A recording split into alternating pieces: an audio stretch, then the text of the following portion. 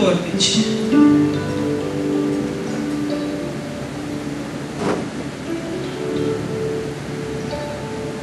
Amém? Giunto 13 discepoli, videro intorno a loro una grande folla degli scribi che discutevano con loro. E subito tutta la gente, come vide Gesù, fu sorpresa e accorse a salutare. Ele domandò: di che cosa discutete con loro? Uno della folla rispose: Maestro, ho condotto da te mio figlio che ha un spirito muto, e quando si impadronisce di lui, dovunque sia, lo fa cadere a terra, ele schiuma e stridente rimane rigido. Ho detto ai tuoi discepoli che lo scacciassero, ma non hanno potuto.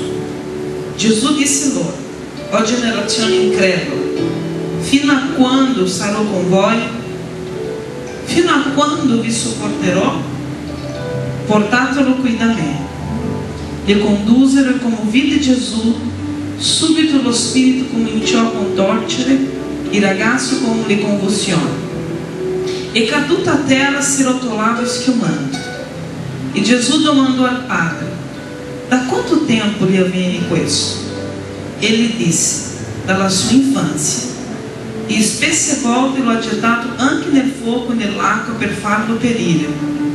Ma tu, se puoi fare qualcosa, abbi pietà di noi e aiutaci. E Gesù disse: dice, se puoi?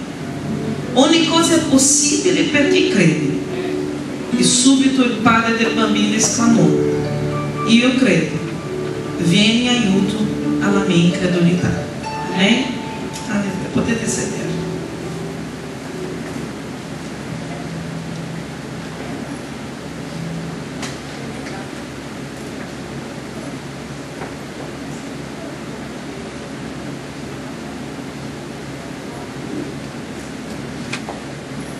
Amém?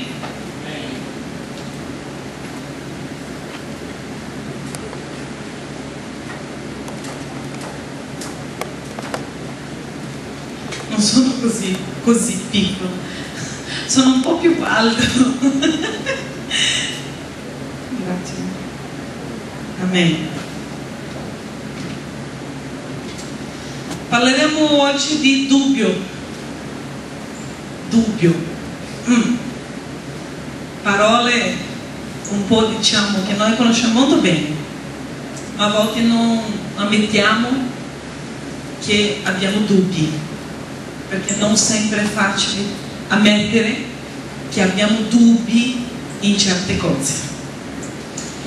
E in Giacomo capitolo 1 versetto 6, se volete prendere nota o volete aprire, c'è scritto: ma chiedi con fede senza dubitare, perché chi dubita è simile all'onda del mare, agitata dal vento e spinta di qua e là.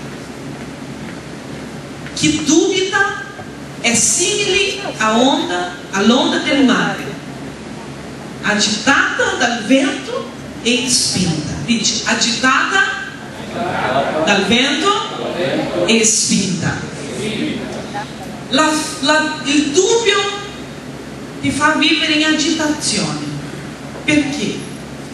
Perché il dubbio è sempre qualcosa oscuro per noi. Il dubbio è oscuro. Noi non sappiamo che cosa, diciamo, possiamo affrontare diciamo più avanti. E quando noi vediamo qui in Giacomo capitolo 1 versetto 6, un po' più di agudo adesso, dice: ma chi chiedi con fede senza dubitare? È perché noi di solito diciamo: io credo, ma ho un problema, a volte dubito. Quanti di noi diciamo: io credo, ma non è facile continuare a credere? Perché io dico sempre: è facile parlare di chi crediamo quando tutte le cose vanno bene, quando siamo abbiamo soldi, quando siamo, diciamo, bene anche fisicamente, quando le cose vanno bene nel matrimonio, quando le cose vanno bene nella chiesa. Ma il problema è quando la nostra fede in momenti di difficoltà è presa, diciamo, in un momento di difficoltà, noi abbiamo dubbi, diciamo, oh, aspetta, sarà che veramente succederà? Chi di noi mai ha pensato, sarà che succederà questo? Riceviamo una promessa, riceviamo una parola profetica, diciamo wow, ma dopo passare qualche mese diciamo sarà che succederà veramente? Sarà che è vero? Di solito tutti noi passiamo per questo problema, non è una cosa che magari tu dici io sono l'unico a dubitare, no, tutti noi un giorno della nostra vita noi abbiamo dubitato, un giorno della nostra vita abbiamo dubitato, perché siamo umani e dubitiamo a volte. Ma la Bibbia dice che quando noi dubitiamo noi siamo come l'onda del mare, agitata. Tu hai già fatto, diciamo, attenzione di quando noi abbiamo dubbio riguardo a qualcosa, come siamo agitati, come rimaniamo persone proprio, non sappiamo cosa fare, non sappiamo cosa decidere, sembra che siamo in un posto dove non abbiamo direzione, non sappiamo cosa decidere, cosa parlare, perché siamo agitati. Perché vivere nel dubbio è vivere in agitazione. Una cosa semplice. Hai già provato un dubbio di cosa mettere, cosa indossare per venire in chiesa? No, una cosa semplice, pratica. Sto parlando con le donne, perché per gli uomini è una cosa più facile, no? Prendi quella che è pulita, che è stirata e... ma tu sei andato già con questa la settimana scorsa, non importa, nessuno ti ricorderà. La donna no, già fai 2 conti, ma questa sono andata la settimana scorsa, quindi questa settimana vado almeno con una di altro colore. Ma è una cosa semplice, però è una cosa molto, diciamo, reale.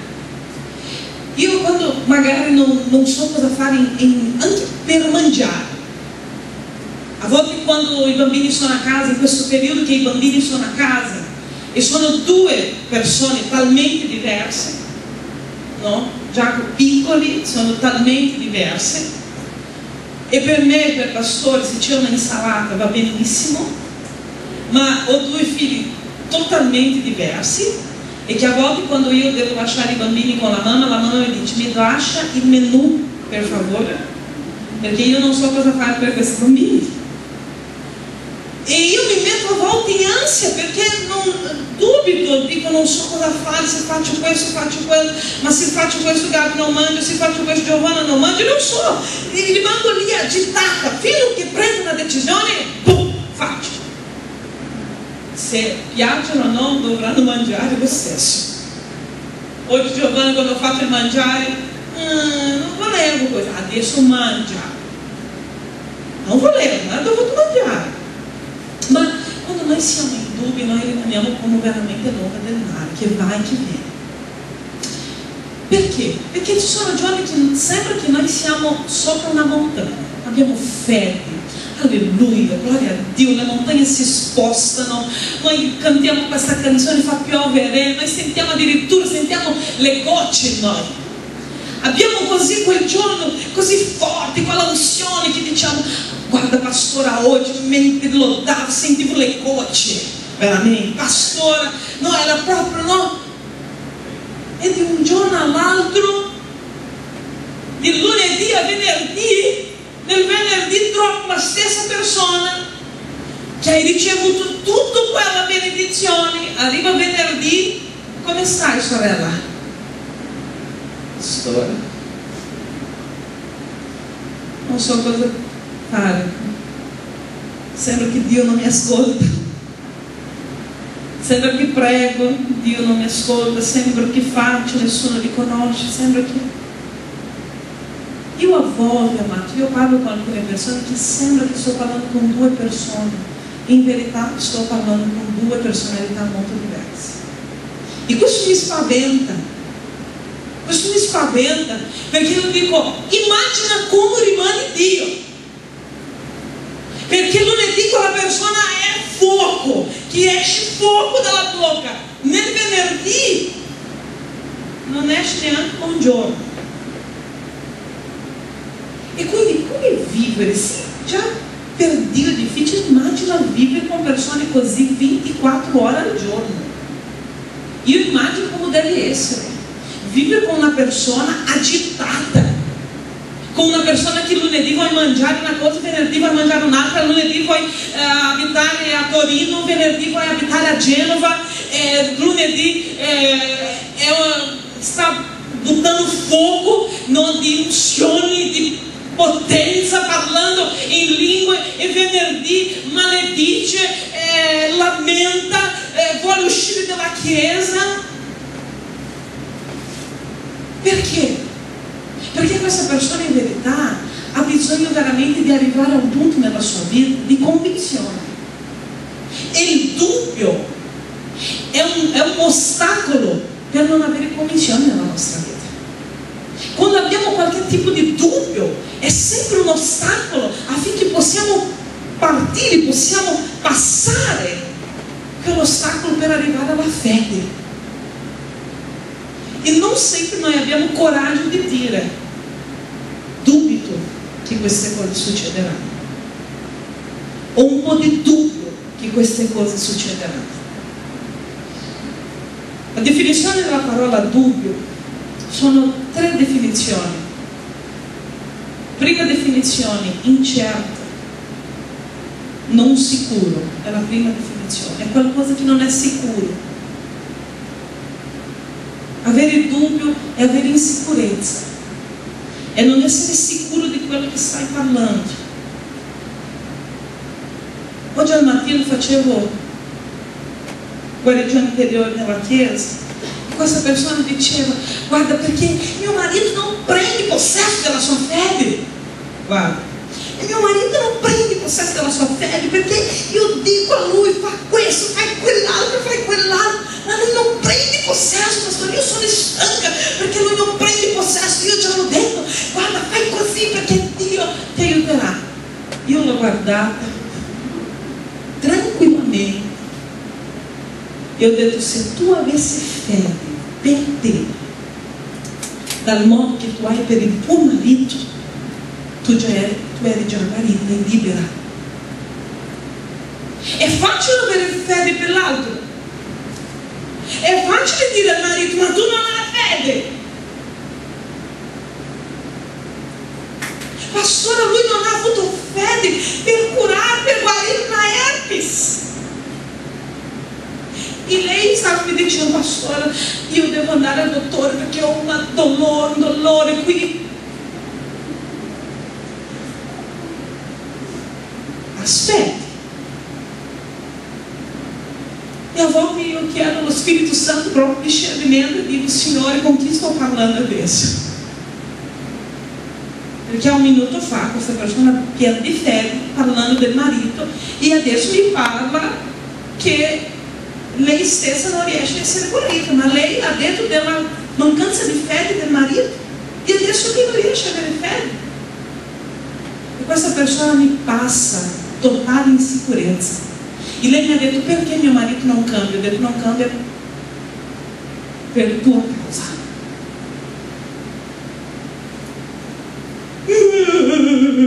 Sì, perché se tu cambi, il tuo marito cambierà.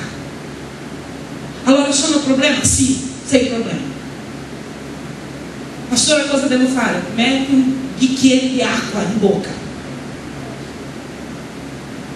e prova di parlare meno e il tuo marito cambierà. Sicuro, pastore? Sì, è la benedizione dell'acqua. Così non parla. Ma di solito noi abbiamo fede per l'altro, ma non abbiamo fede per noi.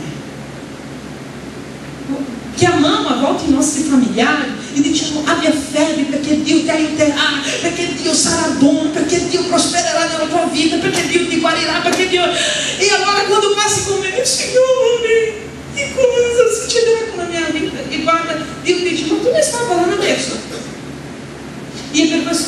l'Apostolo Paolo dice che molti di noi predicheremo e sbaglieremo o saremo riprovati in quello che abbiamo predicato, perché predichiamo benissimo, parliamo di tutto questo, parliamo di fede, parliamo di amore, parliamo di tante cose, ma noi stessi siamo riprovati. E allora le persone dicono: guarda che quello che predichi, quello che fa non è la stessa cosa, se metti nella bilancia c'è qualcosa che non va. E allora io ti sfido a mettere la tua vita nella bilancia di Dio. Dire: Signore, quello che sto parlando alle persone, che sto ministrando ai miei amici, alla mia famiglia, è uguale a quelle cose che vivo. Io credo veramente, perché io mi metto ogni giorno, amato, diciamo nella bilancia, perché io dico: Signore, molte volte veramente io mi metto, a volte ci sono momenti che io sto parlando con una persona e sto dicendo: guarda, è qualcosa che io devo ancora vincere, io sto dicendo a me, perché se tu fai così, no? Arriva un momento che lo Spirito Santo dice: e tu? Perché non credi? È vero, perché non credo? Perché è così difficile? E per noi è molto difficile. Quindi questa è la prima definizione della parola dunque: incertezza, insicurezza. Secondo, è qualcosa che sembra falso. Sembra che è falso, sembra che non è vero. C'era un salmo, Salmo 126, che quando racconta la liberazione del popolo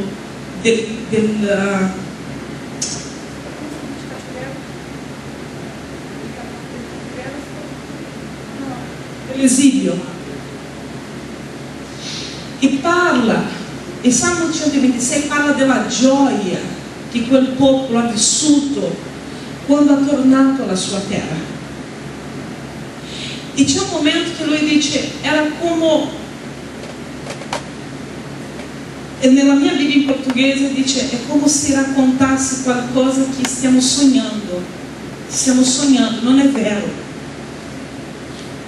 Quel popolo, quando è arrivato nella sua terra, immagina una terra che è rimasta 70 anni senza cura, senza avere acqua, senza avere le persone per lavorare, le città erano distrutte, il popolo era scoraggiato. Immagina un contesto, diciamo, geografico talmente distrutto, che quando quel popolo ha detto: possiamo tornare a casa, ma non era solo il fatto di tornare a casa, era anche di ricominciare tutto. Ok, torniamo alla nostra casa, ma con cosa torniamo? Cosa facciamo? Non c'è più casa, non ci sono più strumenti, non c'è più niente. Ma quel popolo era così felice che dice: eravamo come chi sogna, chi sta sognando.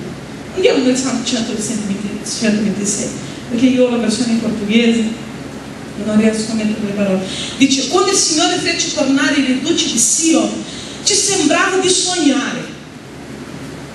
Allora spuntarono sorrisi sulle nostre labbra e canti di gioia sulle nostre lingue. Allora si diceva tra le nazioni: il Signore ha fatto cose grandi per loro, il Signore ha fatto cose grandi per noi e noi siamo nella gioia. Il Signore fa tornare i nostri deportati come torrenti nel deserto del Negev. Noi una volta ho predicato qui sulle torrenti del Negev.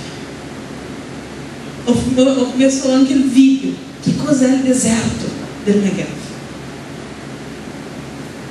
È un deserto, veramente, ma c'è un momento solo di deserto lì. Ma c'è un momento, una stagione che inizia a piovere e là di sopra l'acqua inizia a scendere e va prendendo tutto il deserto, prende tutto il deserto e si torna veramente come un fiume. E ci sono, hanno fatto di alcuni, diciamo, video, se tu dopo vuoi cercare nel YouTube, i video dove la gente deve correre perché l'acqua inizia a inondare E lui dice, e lui parla di questo, dice: il Signore fa tornare i nostri peccati come torrenti nel deserto. È del nulla, è qualcosa che succede così, che non aspettavamo, che non c'era un'aspettativa. Quel popolo era senza aspettativa. Se noi vediamo dal Salmo 123 al più o meno Salmo 128, noi vediamo quel popolo tutti scoraggiati, dicevano: ora, quando noi eravamo là seduti e che loro dicevano: dai, canta le canzoni, e loro dicevano: non abbiamo gioia per cantare, perché manca la nostra terra, manca il nostro ambiente.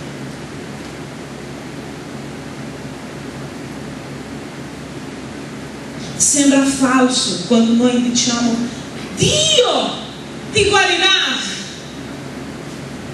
Parla una persona che è in fase, diciamo, terminale del cancro. Dio ti guarirà. Per quella persona in quel momento può sembrare falso. Noi sappiamo che Dio guarisce, amen? Noi sappiamo che il Signore guarisce, ma per quella persona il dubbio fa sembrare qualcosa falsa, perché il dubbio sembra falso. Io dico, è molto facile fare un esempio. Se io dico: Esther, domani non avrà pullman, io ti dico, magari tu mi crederai, ma diciamo che un'altra persona ti dice, e arriva, diciamo, per l'estate, dice: guarda che domani non avrà pullman.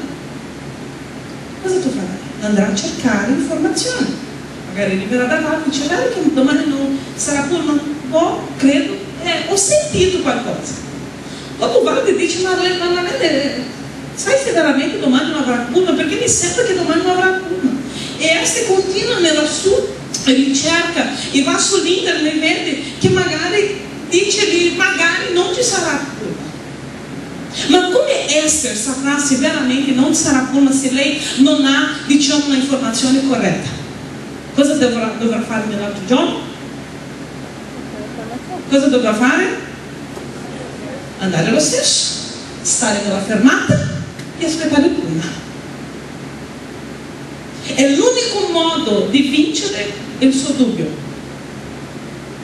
È contattare, diciamo, è vivere di prima persona, diciamo, di dire: veramente non c'è stato pullman.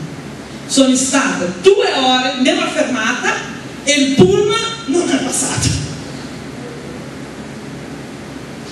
Ma il dubbio poteva dire a lei: forse domani non avrà pullman, rimango a casa, non vado a lavorare.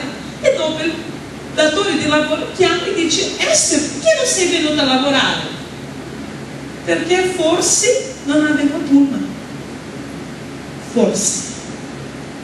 Il dubbio non dà a lei l'autorità per dire: non c'è pullman, non c'è un servizio di pullman. Se noi, amato, non scegliamo di vivere alcune cose nella nostra vita, noi non avremo mai autorità per parlare di alcune cose. Non importa se sbaglieremo, non importa se constateremo dopo che veramente non è avvenuto. Come c'è una storia che il bambino voleva tanto una scatola di pennarelli, voleva tanto una scatola di pennarelli, e il nonno era lì, diciamo, nella colazione con lui, e lui dice: nonno, mi porta il pennarelli, volevo tanto una scatola di pennarelli oggi. Ma nonno, non hai detto nulla, non hai detto neanche che sì, neanche che no. E il nonno è andato a lavorare. Quando il nonno è tornato a casa, c'era un foglio sopra il suo mobile. Dicevano: grazie nonno per le scatole di pennarelli. Il nonno non aveva portato. Il nonno guarda quel foglio e va dal bambino e dice: perché hai scritto questo, perché hai lasciato questo foglio? E lui ha detto: ah no, tu non mi hai mai deluso. Io speravo questa sera che tu mi portassi la scatola di pennarelli. Certamente noi abbiamo un Dio che non ci ha mai deluso, e noi possiamo scrivere i nostri fogli di ringraziamento al Signore, sì,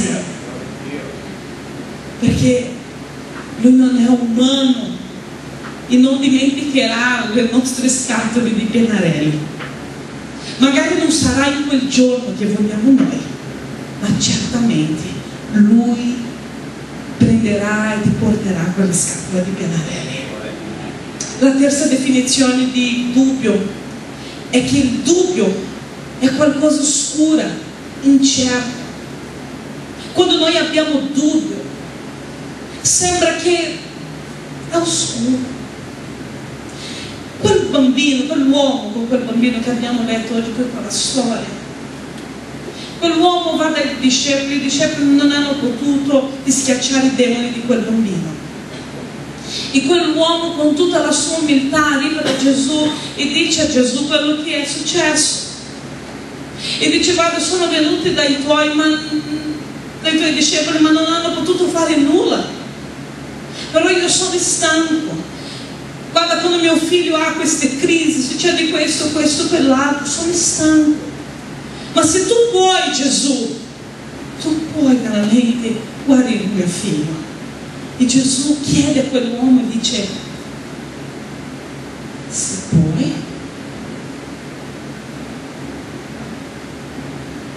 Gesù credo che fa una... E come dice? Crede? Tu non credi? Dice: se puoi? Ci rendi conto da chi hai davanti? Ti rendi conto che io sono Gesù? Se puoi, ogni cosa è possibile a colui che crede.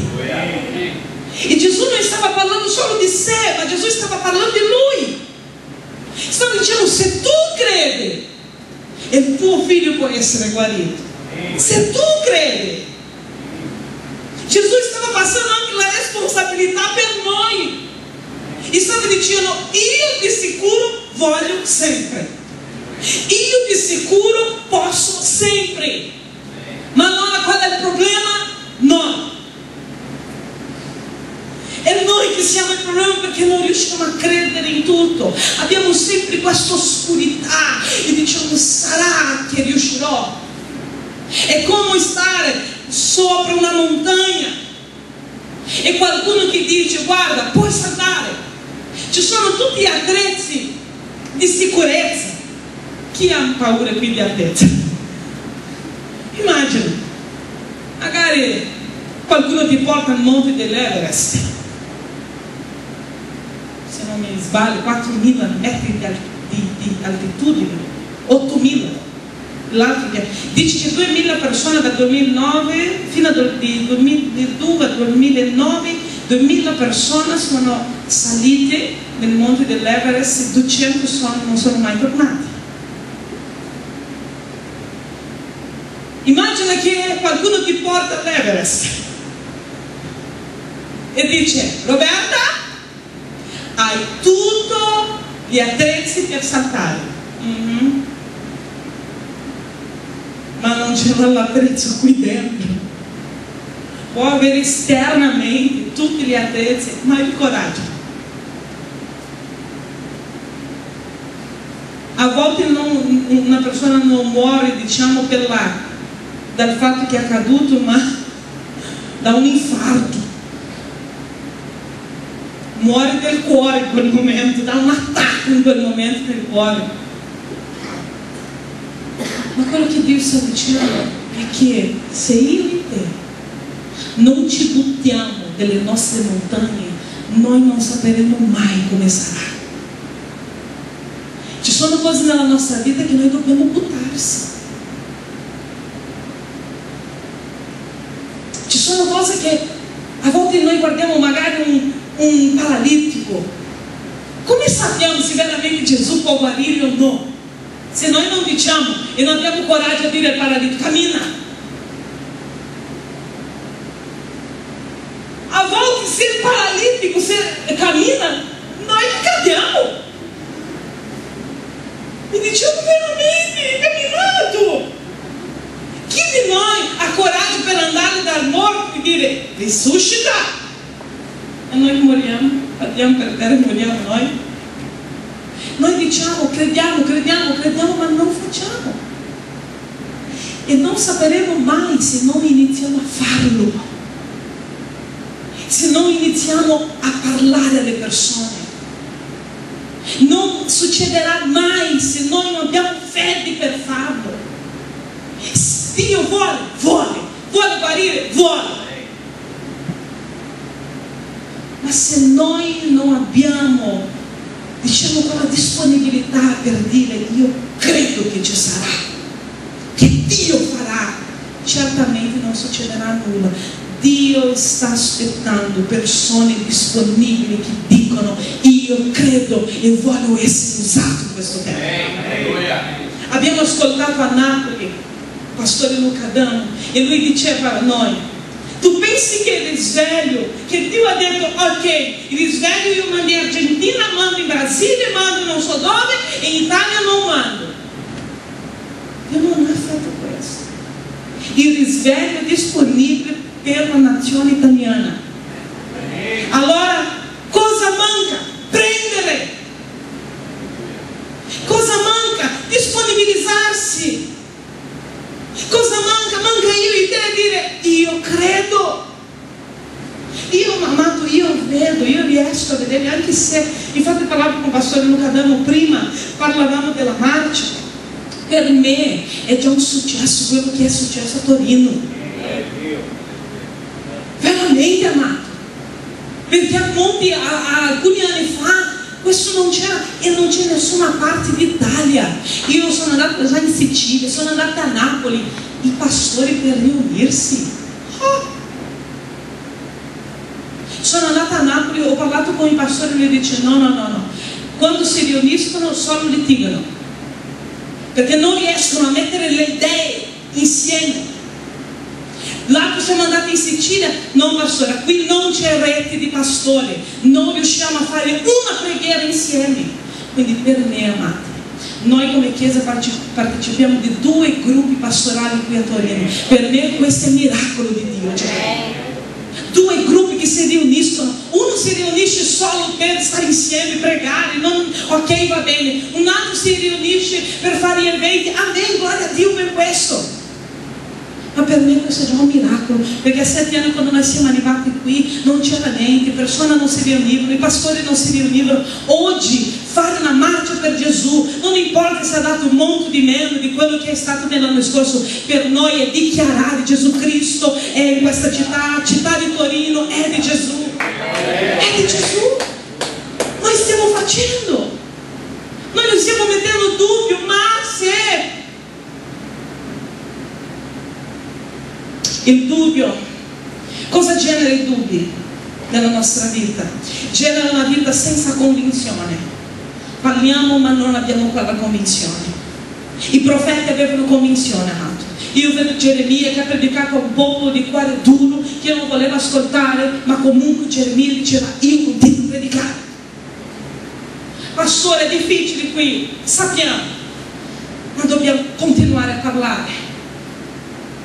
Io voglio che noi possiamo essere come Chiesa, come Geremia, che possiamo dire guarda Signore, io a volte penso in mollare, ma non posso perché è come fuoco che brucia nelle mie ossa e io non posso tornare indietro.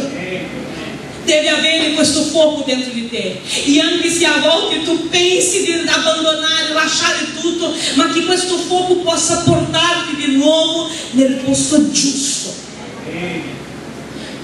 Oggi in verità volevo parlare di sorte nella prospettiva biblica. Cos'è sorte nella Bibbia? fortuna nella Bibbia. Dopo ho detto no, non parlo di dubbi, perché c'erano tante cose che Dio mi ministrava. E la parola fortuna o sorte, perché dice, no? Quando Dio ha cambiato la sorte di Giobbe, la parola sorte significa essere la persona giusta nel momento giusto, facendo la cosa giusta. Io voglio essere la persona giusta nel momento giusto, facendo la cosa giusta. Quindi facendo, diciamo, un resumo, è stare nel centro della volontà di Dio. Voglio essere la persona giusta. Tu devi essere la persona giusta, amato, nel momento giusto, facendo la cosa giusta, perché a volte noi siamo la persona giusta nel momento giusto e stiamo facendo la cosa sbagliata. E allora inizia il caos nella nostra vita. E allora tu dici: perché non va? Perché tu sei la persona giusta, è il momento giusto, ma ancora non sta facendo la cosa giusta.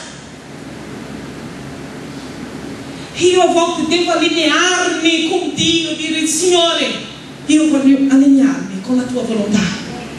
A volte noi cerchiamo di fuggire un po' e Dio dice: allineati, torna per il centro è il tuo posto, non è intorno, non è a sinistra, non è a destra, è nel centro della volontà di Dio.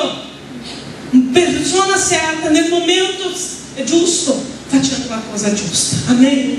Questa è sorte. Quando qualcuno dice: ah, Dio no, ti ha dato sorte, lo dice. Sorte per loro è una cosa mistica, è una caso, è successo. Tu non sei opera del caso, tu non sei opera di coincidenza, tu sei la persona giusta nel momento giusto, facendo la cosa giusta.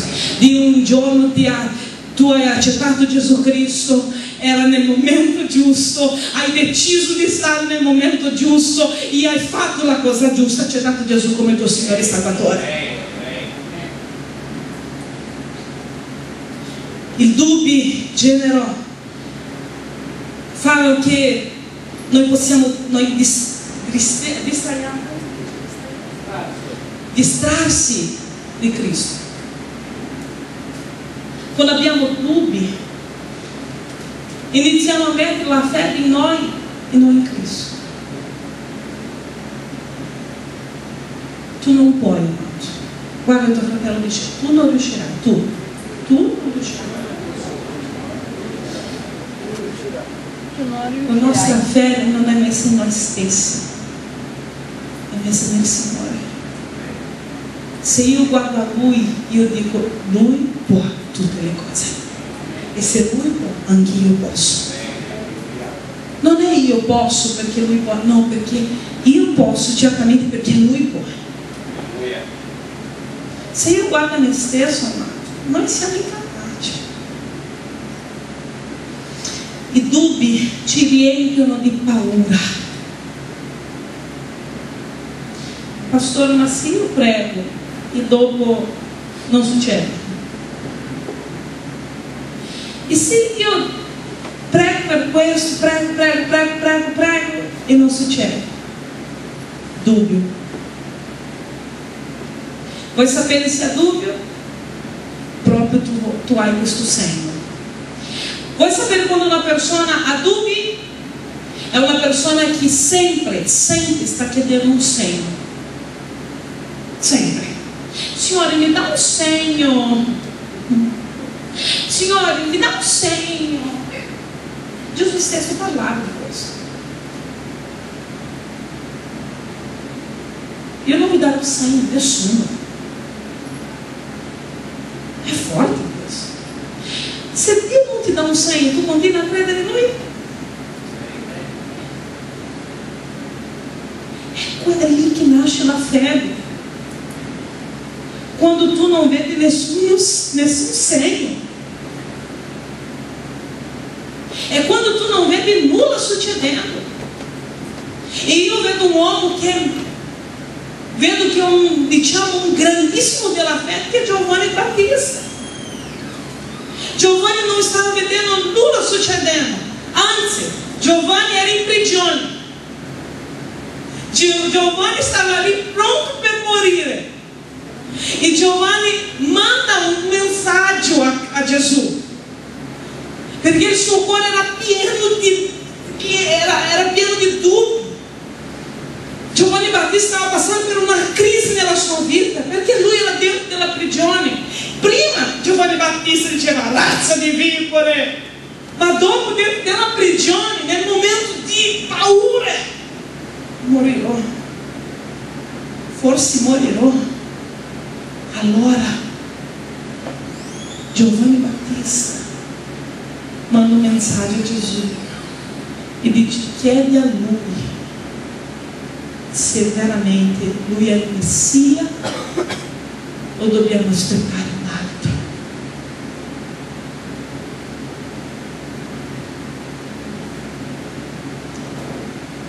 Giovanni Battista, che ha annunciato Gesù dicendo: ecco l'agnello di Dio che ha tolto il peccato del mondo.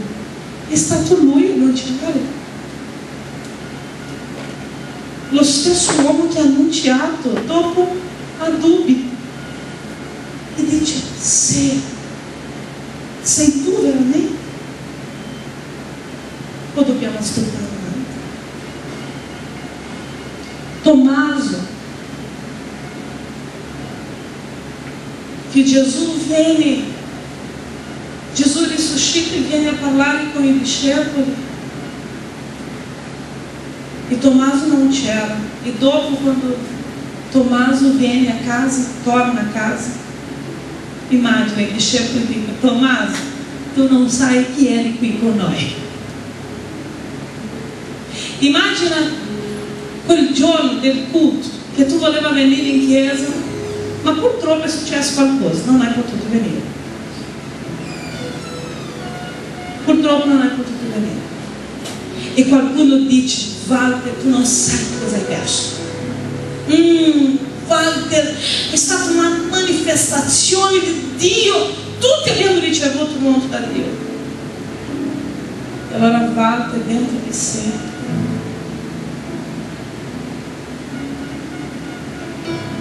dice: forse chiudi la porta per me, forse perché io non c'ero, perché se io ci fossi magari il culto non era una benedizione. Sono momenti che noi stiamo così male che noi pensiamo che la causa dei fallimenti, dei problemi siamo noi.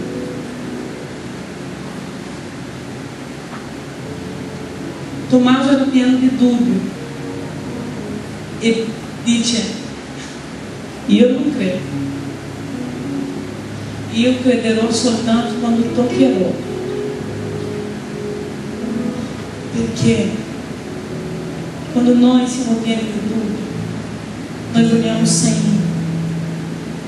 Tommaso dice: io voglio un segno. E una cosa che mi piace tanto è che Gesù ha compassione anche di coloro che hanno dubbi. E Gesù torna solo per Tommaso. Gesù si aveva già presentato per gli altri. Gesù torna solo per Tommaso. E Gesù dice: beato coloro che non hanno visto e hanno creduto. Gesù stava esortando Tommaso, dicendo: Tommaso, magari se tu credessi prima, tu non avevi perso tempo, perché Tommaso ha perso tempo, 8 giorni sono passati. Le cose potevano succedere prima, lui poteva credere prima. E è questo che succede con noi. A volte la nostra guarigione è molto più vicina di quello che pensiamo, ma dal fatto che siamo così dubitosi, allora prostratiamo le cose, passiamo avanti, domani e domani.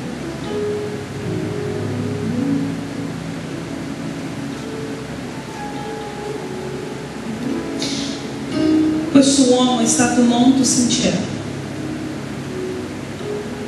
E hai detto: Signore, aiutami nella mia incredulità.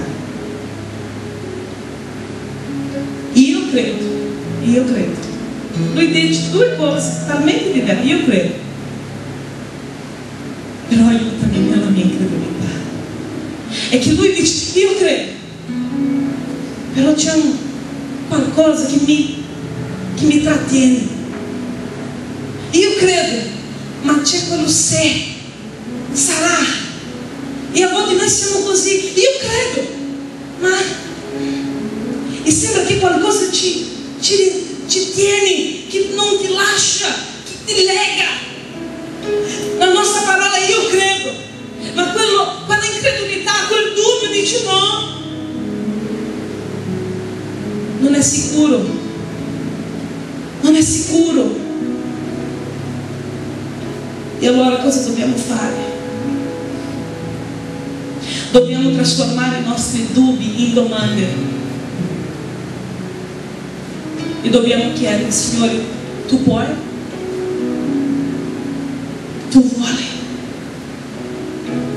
E della risposta di questa domanda trasformiamo in preghiera, perché Dio non ti condanna perché tu hai dubbi. Anzi, in Giuda capitolo 1 versetto 22 dice: avete compassione di coloro che hanno dubbi. Avete compassione di coloro che hanno dubbi. Perché? Perché sono come onde agitate. E a volte quello che dobbiamo fare è uscire da quello valle di dubbi e dire: Signore, basta, io non posso più camminare così. Aiutami, aumenta la mia fede, mi fa uscire di questo valle di dubbi, mi fa andare veramente in un altro livello, perché io so che non devo credere in me, io devo credere in te. E quando lascio che questi dubbi, diciamo, iniziano ad andare, allora inizio a avere fede. Cristo non ha detto a quello: Signore, io non ho tempo per gente come te, che non hai fede. Cristo non ha detto questo, perché Gesù non dice questo. Gesù viene al nostro incontro. Gesù, anche nella nostra mancanza di fede, parlavo con una persona oggi e gli diceva: pastore, come è difficile ricevere il battesimo con lo Spirito Santo, perché ho una lotta dentro di me. Una persona molto intelligente, che ha già finito le 2 università, veramente intelligentissima. E lei diceva: come è difficile quando noi lavoriamo molto con la mente ricevere il battesimo con lo Spirito Santo, perché è qualcosa, diciamo, di assurdo, è contro la ragione, è contro le cose razionali. E lei diceva: io oggi parlando in lingua, pastore, e mi ricordando che la mia mente non è infruttifera, ma io posso fare le cose parlando in lingua, che io sto parlando in lingua e sto leggendo la Bibbia. È qualcosa di pazzo. Ma lei diceva: comunque, anche se la mia emozione dice forse queste lingue non vengono da Dio, lei dice: io continuo a farlo. Io continuo a farlo perché ho una convinzione dentro di me che vincerò questi dubbi. E questo sta facendo me andare avanti. E lei dice: io mi sono edificata e mi edifico tutti i giorni. Amato, questo è bello, perché una persona vince così i dubbi. È così che si vince. Non è nascondendo, dicendo: no, io credo in tutto. No, io credo, no. Signore, ho bisogno di risposte. Questa persona mi manda email quasi tutti i giorni chiedendo: pastore, io ho letto così, che cos'è? Pastore, che cosa? A volte lei dice: pastore, scusa, sono 3 di mattino, ma ho un dubbio riguardo a questo, perché stavo leggendo la Bibbia, questo quell'altro. Io dico a lei: chiedi, perché se tu hai dubbi, questi dubbi si trasformano in domande, e queste domande sono risposte, e allora chiarisci le tue domande, i tuoi dubbi. Non rimani solo per te, chiedi, faccia domande al Signore. e Lui certamente ti risponderà e chiarirà i tuoi dubbi, ti risponderà nella parola, ti risponderà attraverso persone. Il dubbio che nasce in noi ha soltanto una cosa di buono, che noi andiamo in ricerca di informazioni e diciamo: sì, è vero, io voglio. Gesù Cristo era davanti a quell'uomo, ha potuto liberare quel bambino, e quel bambino si è tornato un ragazzo che si è diventato un papà e che certamente ha raccontato per i figli dei figli quello che Gesù ha fatto per lui, perché il suo papà ha detto soltanto una parola: io credo, ma aiutami nella mia incredulità. Io credo, ma a volte è difficile. Io credo nel culto, ma quando esco di quella porta è difficile credere. Io voglio che questa sera tu possa dire: Signore, io voglio credere 100% in te, io voglio buttarmi, perché tutto quello che ho bisogno è nella croce, e tu hai conquistato tutto per me nella croce.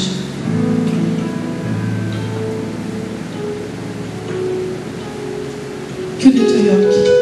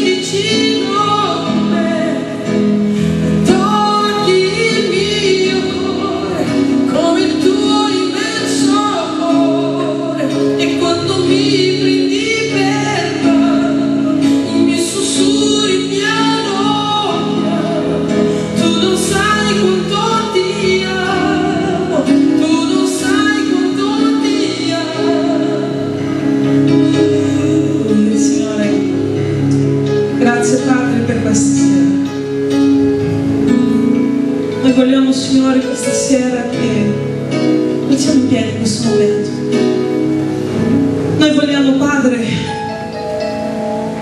chiederti: aiutaci, Signore, nella mancanza di fede.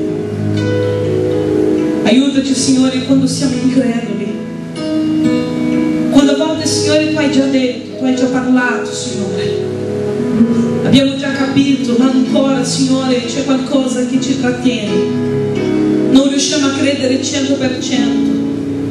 E molti di noi siamo come quel padre di quel bambino. Crediamo al 99%, diciamo: io credo, ma aiutami nella mia incredulità. Forse perché siamo, Padre, abbiamo tante cose, abbiamo tanti pensieri, abbiamo persone anche increduli intorno a noi. Viviamo in un ambiente di incredulità, Signore.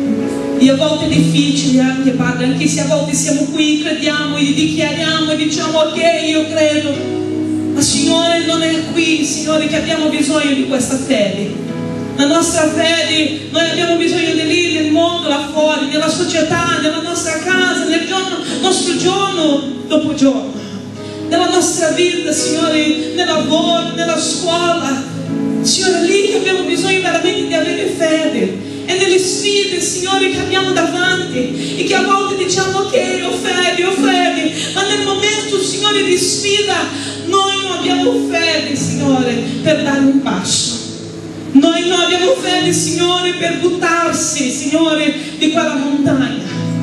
Padre, noi sappiamo che tu, Signore, hai il nostro paracadute, sei tu che hai piegato il nostro paracadute, Signore. E che anche se, Padre, se abbiamo paura di buttarsi, Signore, noi sappiamo in chi crediamo, noi crediamo in te. Noi non possiamo credere in noi stessi, perché certamente noi falliremo, ma se se crediamo in te tutte le cose possono essere compiute, se crediamo in te, Signore, veramente, Signore, come dice la tua parola, tutto è possibile a colui che crede. A volte, Signore, noi siamo come Sara, che ridiamo, Signore, quando tu dici, Signore, delle tue promesse, perché a volte ci sentiamo troppo vecchi, perché a volte, Signore, non pensiamo che non è possibile, a volte guardiamo la circostanza, guardiamo i problemi, Signore, ma tu sei colui che compie le tue promesse, così come tu hai compiuto, Signore, nella vita dei tuoi figli, così come tu hai compiuto nella vita di questo uomo. Signore, io credo che tu puoi fare nella nostra vita e non ci sarà come sé. Noi crederemo, Signore, perché veramente, Signore, tu riempierai la nostra vita.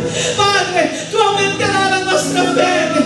Noi prendiamo, Signore, oggi, questa sera, un impegno, Signore, di fare con che la nostra fede aumenti, Signore. Noi vogliamo credere di più. Noi faremo veramente questo sforzo di credere ancora in te, non credere in noi, Signore, non credere nelle persone, ma credere in te. E certamente, Signore, la nostra fede aumenterà, perché certamente con la nostra fede che aumenta i miracoli succederanno, Signore, le promesse si compieranno, perché noi crederemo, Signore. Padre, grazie questa sera, perché, Signore, tu torni quando noi abbiamo dubbi, quando noi non riusciamo a credere 100%, tu torni per noi e dire: figlio, figlia, tocca in me, tocca in me, tocca in me, abbia fede in me, abbia fede in me. Se tu non sei riuscito a credere nei tuoi amici, se tu non sei riuscito a credere nelle persone, credi in me, tocca in me. È quello che tu hai detto a Tommaso, Signore, tu hai detto: tocca in me, i veri che sono reali, che sono il tuo Dio, che sono il tuo Signore. Padre, noi vogliamo avere queste esperienze. Signore, non vogliamo essere più onde agitate, Signore, o spinte, Signore, dal vento, ma noi vogliamo, Signore, essere persone convinte che veramente sanno veramente in chi credi. Padre, aumenta la fede, Signore, dei tuoi figli questa sera, nel nome del Signore Gesù Cristo. Noi dichiariamo, Signore, guarigioni nella vita dei tuoi figli. Signore, dichiariamo provvigioni e abbondanza nel nome di Gesù Cristo, Padre. Che ogni sorta di benedizione possa arrivare nella nostra casa, nella nostra vita, Signore, e che possiamo vedere, Signore, la tua mano operando veramente nel tuo popolo. Grazie, Padre, per ogni cosa che tu hai fatto. Grazie, Signore, nel nome di Gesù. Amen. Applaudiamo il Signore, diamo l'onore.